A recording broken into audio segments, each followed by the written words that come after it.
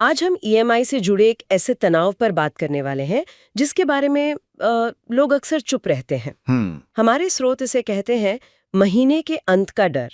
और ये सिर्फ पैसों का मामला नहीं है, ये एक मानसिक सेहत से जुड़ी चुनौती है। बिल्कुल। मैंने जब इन स्रोतों को पढ़ना शुरू किया ना, तो एक आंकड़े ने मुझे सच में चौंका दिया।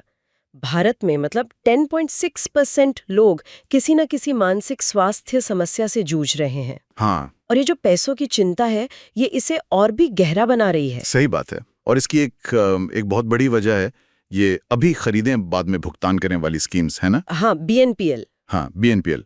मतलब मैं कहूंगा कि ये सुविधाएं असल समस्या की जड़ नहीं है, पर ये जड़ को पानी जरूर दे रही हैं। अच्छा। असली मुद्दा तो हमारी वो तुरंत पाने की अच्छा है, और बीएनपीएल उसे बहुत बहुत आसान बना देता है।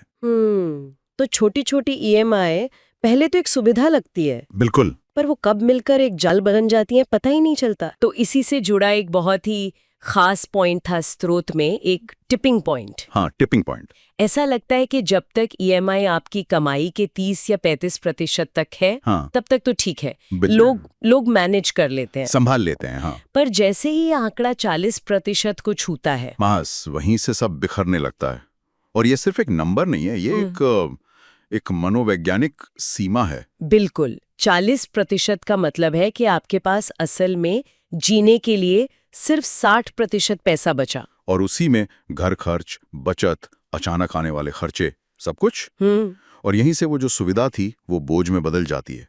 और ये बोझ सिर्फ दिमाग पर नहीं, शरीर पर भी दिखने लगता है। पर क्या ये सिर्फ बहुत बड़े लोन लेने वालों के साथ होता है, या वो जो छोटी छोटी कई ईएमआई का जाल है वो ज्यादा खतरनाक है? स्रोत तो यही बताते हैं कि जाल ज्यादा खतरनाक है। अच्छा। हाँ, क्योंकि एक बड़ा लोन तो फिर भी नजर में रहता है, पर जैसे 500 रुपए की 10 ईएमआई कब 5000 का बोझ बन जाती हैं, इंसान हिसाब ही नहीं रख पाता। सही बात है। और फिर शुरू होते हैं वो लक्षण जिनका जिक्र है। बैंक का मैसेज आया और एकदम से दिल की धड़कन तेज हो गई। हाँ, पसीना आना। हाँ, पसीना आना।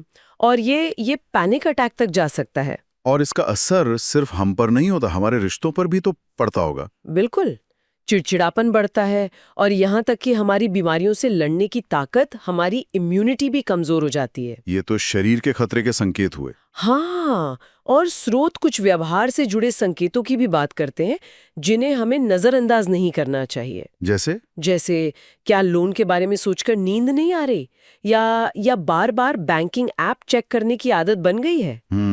पेमेंट की तारीख से पहले सिर दर्द या घबराहट होना, ये सब रेड फ्लैग हैं। तो अगर कोई इन संकेतों को खुद में पहचान रहा है तो उसके लिए रास्ता क्या है? यहाँ आकर लोग अक्सर बहुत अकेला महसूस करते हैं। और यहीं पर आप देखिए सिंगल डेट की साउंड्स ऑफ साइलेंस यानी SOS जैसी पहल कितनी जरूरी हो जाती है।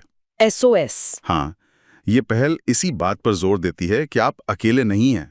तो ये काम कैसे करती है? मतलब मान लीजिए कोई सुन रहा है जो इस तनाव से गुजर रहा है, तो वो क्या करे? देखिए, पहला कदम है ये मानना कि मदद की जरूरत है। ठीक है। फिर वो बस SOS की हेल्पलाइन पर कॉल कर सकते हैं।